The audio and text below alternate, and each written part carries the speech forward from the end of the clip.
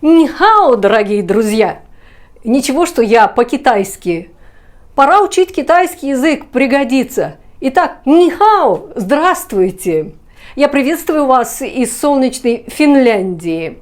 Благодарю вас за интерес к моему каналу. Особое спасибо за лайки и комментарии. И, конечно, отдельное спасибо моим постоянным зрителям за поддержку. Спасибо, друзья! Я подготовила нарезку новостей. Кому интересно, проходите, пожалуйста, присаживайтесь поудобней. В Финляндии прошли муниципальные выборы. По их итогам мэром Хельсинки станет 32-летний русскоязычный Даниэль Сазонов. Его назначение официально объявят на заседании нового горсовета 2 июня. Это успех. Фамилия и происхождение не помешали политической карьере Даниэля. Семья Сазонова переехала из Санкт-Петербурга в Финляндию в начале 90-х в рамках репатриации ингерманландцев. Родился Даниэль в Хельсинки в 1993 году и в 9 лет получил финское гражданство, еще до вступления в силу в Финляндии закона, разрешающего второе гражданство. Родным языком Сазонова указан финский, но он также свободно владеет русским языком. Вот один из примеров хорошей интеграции второго поколения мигрантов. Кроме Сазонова, депутатами горсоветов стали также русскоязычные Катя Марова и Иван Девяткин. Молодцы, ребята! Мои поздравления! Кстати, молодцы и избиратели тоже. Поздравляю! Завершены среднесрочные бюджетные переговоры, и правительство утвердило план на 2026-2029 годы. Если быстро подытожить, правительство Орпа снижает налоги на 2 миллиарда евро и в то же время делает сокращение и повышает налоги на 1 миллиард евро. Правительство говорит о снижении уровня заимствований, но при этом создает новую дыру в бюджете на 1 миллиард евро.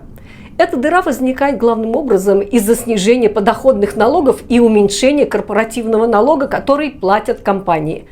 То есть государство берет долг, чтобы снизить налоги для компаний и людей с высоким уровнем дохода.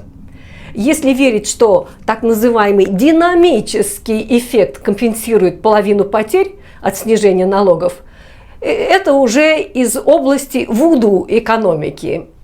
Но есть и хорошие решения. Например, понижение ставки НДС на 0,5% до 13,5%. Это повлияет, например, на цены, на лекарства, продукты питания и проезд в общественном транспорте. Однако это снижение скорее маятниковое движение, кроме продуктов. Сначала правительство подняло эту ставку на 4%, а теперь с барского плеча снизило ее на 0,5%. Посмотрим конкретно, как снижение НДС повлияет на наши расходы. Ночь в гостинице номер 100 евро подешевеет на 44 цента. Продуктовая корзина 55 евро станет дешевле на 24 цента. Билет на футбол 30 евро подешевеет на 10 центов. Лекарство 3,40 евро подешевеет аж на 1 цент. Во, заживем! То есть даже с учетом этого снижения ставка все равно выросла на 3,5% по сравнению с тем, что было раньше.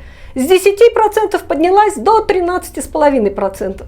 Снизят подоходный налог для людей с низким и средним доходом. Но это касается только заработка. То есть снизят налоги только тем, у кого есть работа. Безработные проходят мимо. Отменяется налоговый вычет на членство в профсоюзах. Это, по сути, скрытое повышение налога на труд, что съедает часть выгод от увеличения вычета на заработок. Цель правительства очевидна – ослабить позиции профсоюзов, снизить уровень организованности работников и ослабить позиции трудящихся в переговорах об условиях труда. Сокращения, предпринятые правительством Орпа, ударили по самым уязвимым слоям населения, в то время как налоги на богатых были снижены. Ну и акцизы на сладкие напитки и никотиновые изделия повысят, чтобы жизнь медом не казалась. Запланированы сокращения. Финансирование муниципалитетов урежут, расходы госаппарата снизят, урежут внешнюю помощь, за исключением гуманитарной помощи Украине. В образовании урезают базовое финансирование университетов, но увеличивают количество учебных мест. Студенты из стран вне пределов ЕС будут платить за учебу. Замечу, что ни один из финских университетов не входит даже в 100 лучших в мире, и навряд ли сокращение повысит их рейтинги и увеличат поток желающих учиться в Финляндии на платной основе. Расходы на оборону, наоборот, возрастут. К 2029 году они составят 3% ВВП. Налог на наследство сохраняется, но нижний порог повышается с 20 тысяч евро до 30 тысяч евро. Появятся меры социальной поддержки, повысятся пособия по уходу за родственниками, и паллиативная помощь станет доступна для всех. А также отменяется закон о неоплачиваемом первом дне больничного. Снижение налогов, запланированное финским правительством, увеличит госдолг, а ожидаемый экономический рост не сможет компенсировать потери, говорит профессор государственной экономики Ропе Ууситало. С высокой вероятностью эти меры увеличат государственный долг как в краткосрочной, так и в немного более долгосрочной перспективе. Общий объем налоговых послаблений 2,3 миллиарда евро. А меры экономии и повышения налогов дадут в лучшем случае около 1 миллиарда евро. Может ли Финляндия позволить себе такие налоговые послабления, если цель правительства – сбалансировать государственные финансы? Краткий ответ – нет, отвечает Ууситало. Если реализуются наиболее вероятные сценарии, то этот пакет увеличит дефицит бюджета и усложнит достижение фискальных целей. Снижение подоходных налогов на людей со средними доходами – это 525 миллионов евро – вряд ли простимулирует рост экономики. Снижение предельной ставки подоходного налога до 52% для людей с самыми высокими доходами, более 100 тысяч евро в год, может частично себя окупить, но касается лишь 1% наемных работников, так что эффект будет незначительным.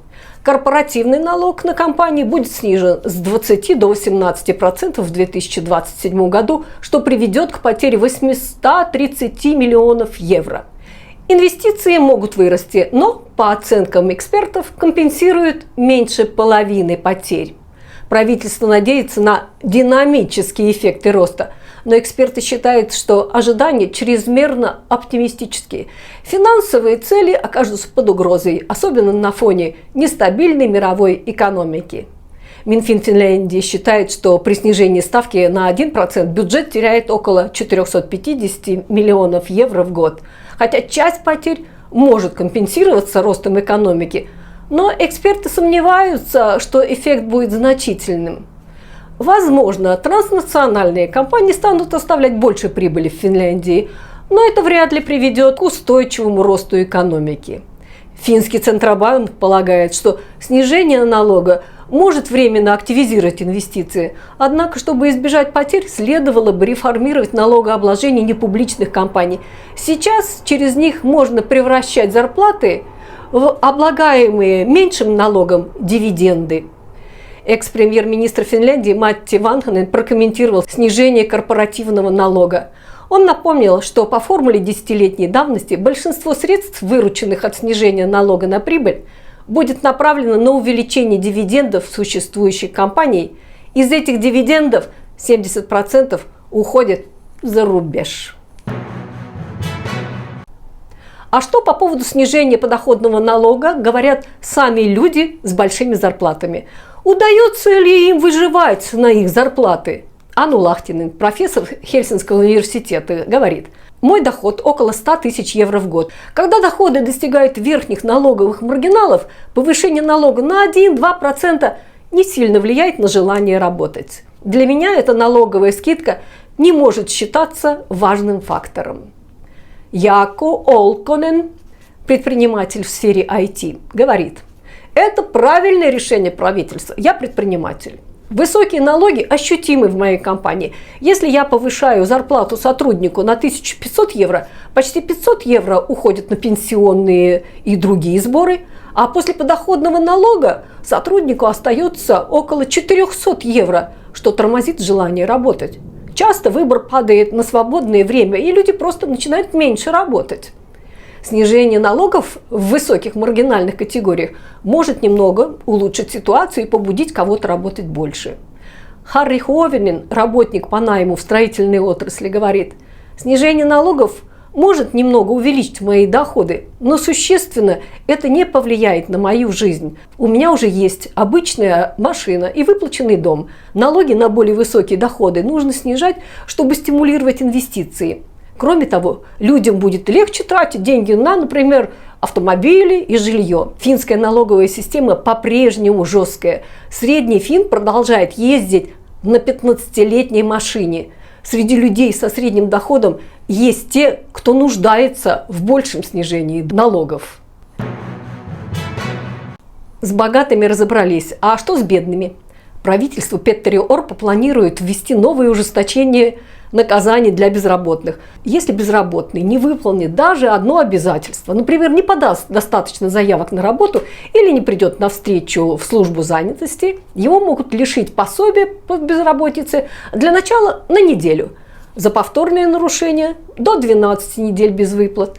В наихудшем случае человек может потерять пособие по безработице на срок до 5 лет. Когда безработный теряет право на пособие по безработице, он может получать социальную помощь, тоимейн тулотуки, проще говоря, пособие по бедности. Эту последнюю надежду тоже хотят урезать.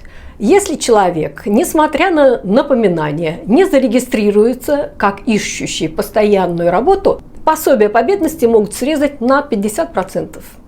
Исследователи бьют тревогу. Они уверены, что эти меры особенно больно ударят по уязвимым группам – молодым, людям с низким уровнем образования и иммигрантам. Но самое главное, наказания не ведут к росту занятости. Люди зачастую просто прекращают искать работу и навсегда выпадают из системы служб занятости. Правительство надеется, что с помощью санкций ежегодно появится 700 новых работников и будет сэкономлено от 14 до 30 миллионов евро.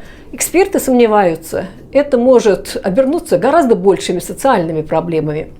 Меня интересует, как правительство видит трудоустройство безработных, если количество открытых вакансий постоянно сокращается, а количество банкротств предприятий растет. Напомню, на сегодня безработных в Финляндии 320 тысяч человек, и еще 100 тысяч человек задействованы во всякого рода способствующих трудоустройству мероприятиях от бюро занятости. То есть, по факту, в стране больше 400 тысяч безработных. Чем хуже экономическое положение в стране и чем больше безработных в Финляндии, тем громче разговоры о том, что собственное жилье не нужно. Ну, правда, зачем эти ипотеки, хлопоты? Вот арендованная квартира, ну, прелесть прям, в любой момент можно переехать. Но статистика говорит, что собственники жилья в Финляндии более состоятельные, чем арендаторы. На 2023 год в домохозяйствах, проживающих в аренду, медианное чистое состояние составляет 2800 евро, а среди владельцев жилья с ипотекой 143 200 евро. Самыми состоятельными являются живущие в собственном жилье без ипотеки. Их медианное состояние составило 253 400 евро. В Иматре жилищный кооператив курортных апартаментов Иматрансфа Шалет-1 принял редкое и жесткое решение. Забрал под свое управление сразу 3 квартиры, собственники которых задолжали по коммунальным платежам по 17-19 тысяч евро каждый. В общей сложности чуть более 50 тысяч евро. Курортные апартаменты Иматрансфа Шалет-1 расположены на берегу Саймы, рядом с курортом Иматран-Кюльпюля. Большинство из 30 апартаментов, построенных в 2014 году, принадлежат россиянам. Из-за международных санкций переводы денег между Россией и Финляндией затруднены. Россияне выкручиваются кто как может. Но, возможно, некоторые владельцы апартаментов не имеют возможности проводить платежи, даже если хотят. Интересно, что курорт сам сдает в аренду часть этих апартаментов и получает с этого доход. То есть можно договориться об оплате долгов через арендную выручку. В принципе, через суд кооператив может эти квартиры продать и закрыть долги. Но суд в Финляндии тоже дело не быстрое и стоит денег. Я думаю, что надо сделать отдельное видео на тему жилья в Финляндии. Кстати, все уже, конечно, знают, но повторю, границу с Россией Финляндия открывать пока не собирается. По крайней мере, до конца этого года граница будет на замке. Финляндия, Швеция, Норвегия и Литва планируют совместно приобрести несколько сотен боевых машин пехоты CV-90 от BAE Systems. Это решение связано с усилением оборонных бюджетов на фоне продолжающегося конфликта на Украине и призывов США к европейским членам НАТО взять на себя большую ответственность за свою безопасность. CV-90 производится шведской дочерней компанией британской BAE Systems, крупнейшей оборонной компанией в Европе. Швеция и Финляндия разрабатывают общий план действий на случай начала войны. Целью плана является защита населения в случае серьезного кризиса или вооруженного нападения на одну из стран. Если случится худшее, то Швеция и Финляндия должны будут использовать все имеющиеся средства для защиты своих стран и защиты гражданского населения, заявил министр гражданской обороны Швеции Карл Оскар Буллин. Теперь, когда Швеция и Финляндия являются членами НАТО, им нужен план трансграничной крупномасштабной эвакуации населения. В связи с этим будет пересмотрено материальное обеспечение служб экстренной помощи и гражданской обороны. После начала войны на Украине в Финляндии начали обсуждать последствия возможных чрезвычайных обстоятельств. Обновлены инструкции по санитарной безопасности на случай длительных отключений электричества. Теперь жителям советуют держать дома ведро объемом не менее 10 литров с крышкой на случай, если не будут работать водоснабжение и канализация. Раньше рекомендовали использовать пластиковый пакет в унитазе, но теперь от этого отказались. Пакеты могут протекать, засорять канализацию и создавать санитарные риски. Если есть вода, даже из природы, можно смывать вручную из ведра. Но туалетную бумагу при этом нужно выбрасывать отдельно, чтобы избежать засоров. Ранее возможность сбоя в системе канализации в Финляндии не воспринималась как реальная. Но война на Украине внесла коррективы. В чрезвычайной ситуации важно следовать инструкциям и иметь дома запасной вариант для туалета. В Финляндии полиция расследует случаи сексуального насилия над пожилыми людьми, находящимися на домашнем уходе. Речь идет о 2 пожилых людях, которые пострадали в 2024 году и в начале 2025 года. Подозреваемый – сотрудник службы ухода, работавший через посредническую компанию в регионе Päijät-Häme. И это не единичный случай. Похожие дела ранее были в регионе Вантакерава в 2023 году. Сейчас материалы переданы в прокуратуру, но от комментариев прокурор отказался. Подробности не разглашаются, что вызывает определенные подозрения. Если среди моих зрителей есть работники этой сферы, любопытно узнать ваше мнение, как такое возможно. Когда один из моих престарелых родственников нуждался в уходе, то, насколько я помню, сотрудники от муниципалитета всегда приходили парами. Но это было уже лет 10 назад, с тех пор могли все 100 раз оптимизировать, и, возможно, теперь приходит только один сотрудник. Мерзко подумать, что в службе помощи на дому работают такие подонки. В будущем в Финляндию будет сложнее привозить иностранных супругов. Это следует из нового законопроекта, который подготовило правительство Финляндии. Если закон примут, то супруг или супруга из-за пределов ЕС сможет получить вид на жительство на основании семейных связей только при условии, что ему или ей более 21 года. Если супруг, проживающий в Финляндии, не является гражданином Финляндии, то оба должны быть старше 21 года. Правительство объясняет эти меры борьбой с фиктивными и принудительными браками. Изменение затронет порядка 100 пар в год. Всего же за 2021-2024 годы было подано более 10 тысяч заявок на воссоединение.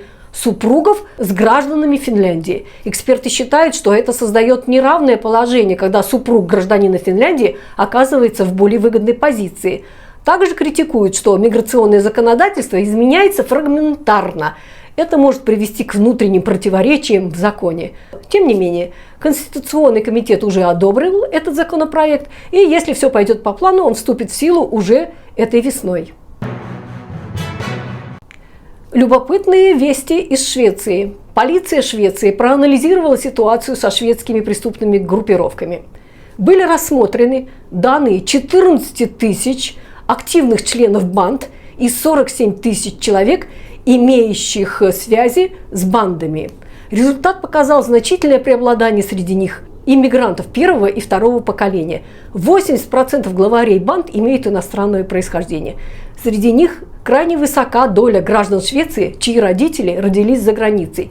Они составляют 4% от общей численности всего населения Швеции, а среди главарей банд их насчитывается около 16%. И в заключение напомню о законе Финляндии в отношении фото- и видеосъемки. По закону вы свободно можете вести фото- и видеосъемку в общественных местах, улицы, парки, рынки, и публиковать свои записи в соцсетях, если они не порочат, не выставляют в негативном свете и не вторгаются в частную жизнь попавших в кадр людей. Знайте свои права. А на этом, дорогие друзья, я с вами прощаюсь, благодарю за внимание и желаю приятного просмотра следующего сюжета. Yes, it's in the public. It's public. Public place. Yeah, it is public. Yes. Yes, but you can take photos, but it's not allowed to put that video. Why not? Why not? Any- Why? Please listen to me. Yeah, I'm listening. Yes. It's not allowed to put any social media. Why not? It's Finnish law. Okay, You- which you law? have Which to- law? This is commonplace. Yes, it You is. ha- Yes. Would you please listen? Yeah, I'm listening. Yes. Okay. Yeah, I'm just trying Yes, to please. Yes. give announcement to you. Yes, please. Common Yes, I will things. try to understand Yeah, you too. yeah. No? If you put that to social media, Yes. then you have to ask from every people here. So can I ask You this guy? have to ask from everyone license to social media. Yes. That's difference here in Finland. Yeah, but do you know which law is that? I don't remember name of the law, but Yeah, but, I know. You can ask from police. Yes. If you don't believe me, please come with me, and then we can ask from Yeah, but policemen. because there's one guy there, I cannot film him because he's in a bad situation. You know. Yeah, but I say to you, Yes. don't put me to any social media. But It's I was not- it's walking. not- I was walking, Yes, but and you anyway, stopped me. anyway. You stopped me, right? And you Yeah, asked but me it's questions. It's not allowed to put any social media. I think you're That's my mistaking. thing. I think you're But mistaking. you have camera on all the time. Maybe not. I don't know. Look, I you have can see camera it too. is. You have red light, so Yeah, I know yes, it's on. it is Please on now, yes. shut it down. Cut me off from that video. Do Are you not- sure? Yes, cut me off. But I don't need any permission from the Come with public. me. You know. Please come with me. Yeah. You After the guy will leave, I will talk to you.